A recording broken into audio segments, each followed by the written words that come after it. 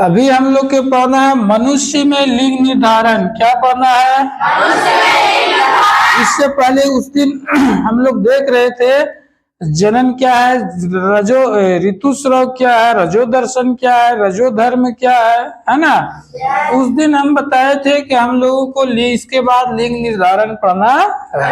तभी हम लोग मनुष्य में लिंग निर्धारण पढ़ रहे हैं, कैसे लड़कों का जन्म होता है, कैसे लड़कियों का जन्म होता है, कैसे पुत्र का जन्म होता है, कैसे पुत्री का जन्म होता है। समझ गए ना?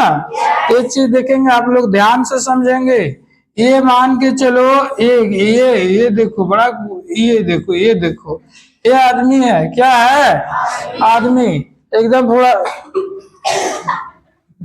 अरे ये आदमी है ना भाई, और ये भी आदमी है। क्या है? आदमी। ठीक ना? ये भी आदमी है, ये भी आदमी है। ये नर है। क्या है? नर। और ये मादा है। क्या है? मादा। देखिए इस रूप का एकदम देखो, ये नर है, ये मादा है। ये बेचारा थोड़ा बहुत पतला दुबला है, थोड़ा मोटा उटा है ना। देखो ये बेचारा काम धंधा करना पड़ता है। पैर इधर घुमा हुआ है, एक इधर घुमा हुआ है, एक इधर पैर घुमा हुआ है, एक इधर घुमा हुआ है। ठीक ना? एक कान बा, कान, ये भी कान बा। ये क्या है? कान। ठीक ना? एक इधर ये मादा है तो इसका बाल ने है, बाल ये गजरा लगाइले बा। समझ गया ना? हाँ हो गया। ये नर है रे, मादा। इसको हम लोग पुरुष बोलते हैं, इसको स्त्री, इसको पुरुष या इसको महिलाएं, है ना। अब हम लोग कहते हैं बच्चे का लिंग निर्धारण कैसे होता है। देखो बबुआ, इसमें कुल कितने गुणसूत्र होते हैं? 46। कितने होते हैं? 46। समझिए कितने गुणसूत्र होती है? 46। इसमें भी 46। कितने? 46। अब मनुष्य में भी 46, नर में भी 46 और मादा में भी 46 गुणसूत्र होते हैं, जिसमें से 44 गुणसूत्र, क्या 44 गुणसूत्र जो है ऑटोसोम होते हैं। क्या होते हैं? ऑटोसोम। और 2 गुणसूत्र जो है ये क्या होते हैं? ऑलोसोम। ऑलोसोम। ऑलोसोम होते हैं और 2 ऑटोसोम। ऑलोसोम मतलब लिंग निर्धारण, लिंग गुणसूत्र, और ऑटोसोम मतलब अलिंग गुणसूत्र। हिंदी में समझो, समझ गया? अब देखो ये एक्स वाई है। क्या है? X Y. इसी को बोलते हैं लिंग गुणसूत्र। क्या बोलते हैं? लिंग गुणसूत्र। इसी से बच्चे का निर्माण होता है, लिंग निर्धारण होता है कि कौन पुत्र है और कौन पुत्री है। अभी देखो ना, अभी और ये इधर कर देते हैं। ये हो गया नर का, और ये मादा का। महिलाएं में, किसमें? महिलाएं देखा है ना। देखो महिलाएं में भी 44 को होता है। क्या होता है? ऑटोसोम। क्या होता है? ऑटोसोम। ये काहे लड़ेगा, काहे बाकी रहेगा? ये भी सेम है, महिलाएं भी सेम है। उसको बाल नाखून भाई बढ़ा लिया तो अलग हो जाता है, बोकता बोकती करे वाला, या तो फिर लड़ाई झगड़ा करने में ज्यादा बोलने लड़ा क्यों होता है। लेकिन इसमें भी जो था ऑटोसोम 46 होते हैं, लेकिन इसमें एक्स होते हैं ऑलोसोम। क्या होते हैं? ऑलोसोम कितने होते हैं? एक्स। इसमें एक्स वाई नहीं, इसमें एक्स। ये 44 होता है और ये 2 होता है। 44 और 2 मिला के 46 को हो गया। समझ में आ गया?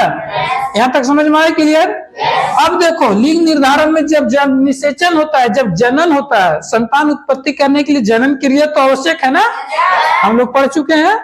जब क्या होते हैं? निषेचन या जलन होता है, तो यहां से मान के चलो, देखो जब भी ये जनन हो रहा है, बाबू देखो इधर जनन हो रहा है, फिर मौका नहीं मिलेगा, देख लो जनन क्रिया।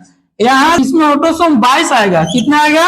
22। और इसमें भी 22। मतलब कि जितना इसमें ऑटोसोम होते हैं ना 44, 22 निषेचन क्रिया में यहाँ आएगा, और 22 निषेचन क्रिया से यहाँ जाएगा। किकर में? जहाँ जनन हो रहा है, निषेचन हो रहा है। इधर से क्या आ रहा है? अंडाणु। क्या आ रहा है?